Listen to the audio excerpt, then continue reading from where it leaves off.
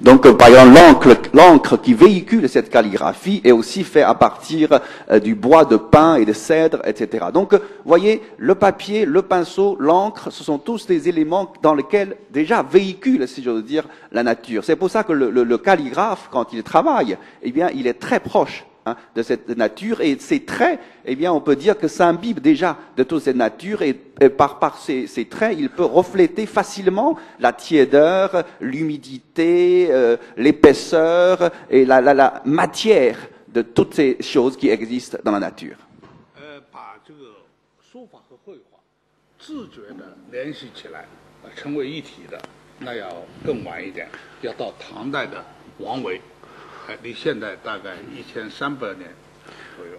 Et il a fallu attendre les dynasties des Tang, c'est-à-dire il y a plus de 1300 ans, attendre le grand poète et peintre Wang Wei, que vous connaissez sûrement, pour qu'il y ait une vraie communion entre la peinture chinoise et la calligraphie chinoise.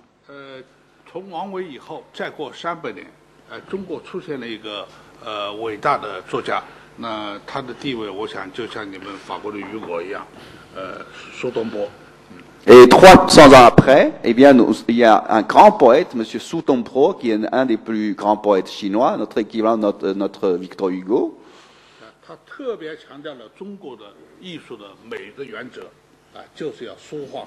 Et il a proposé un principe très fort, c'est que l'écriture et la peinture doivent avoir la même source.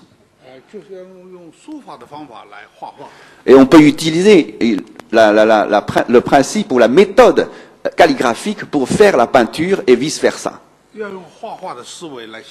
Et utiliser l'esprit et la mentalité de la peinture pour écrire, pour faire de l'écriture.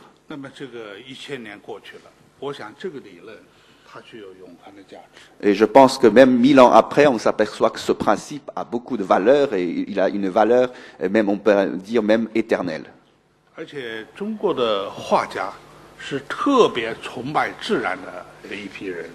Et tous les peintres chinois sont des grands admirateurs de la nature. La nature constitue une sorte de religion pour nos artistes.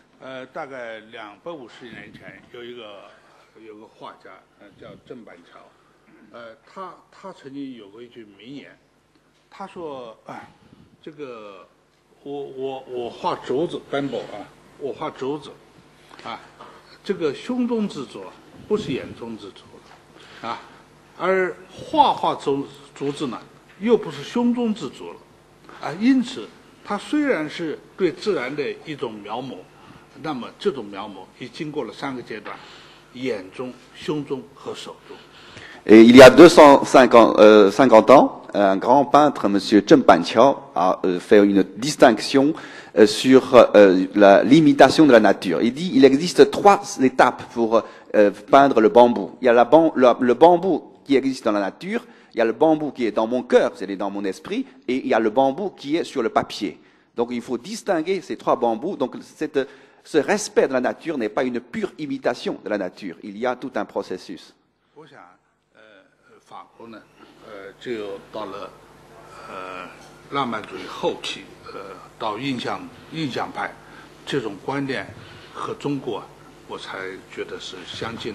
Et pour moi, personnellement, en France, en occidental, il a fallu attendre la période des impressionnistes pour que les artistes occidentaux et orientaux commencent à se rencontrer sur ce plan-là. Merci.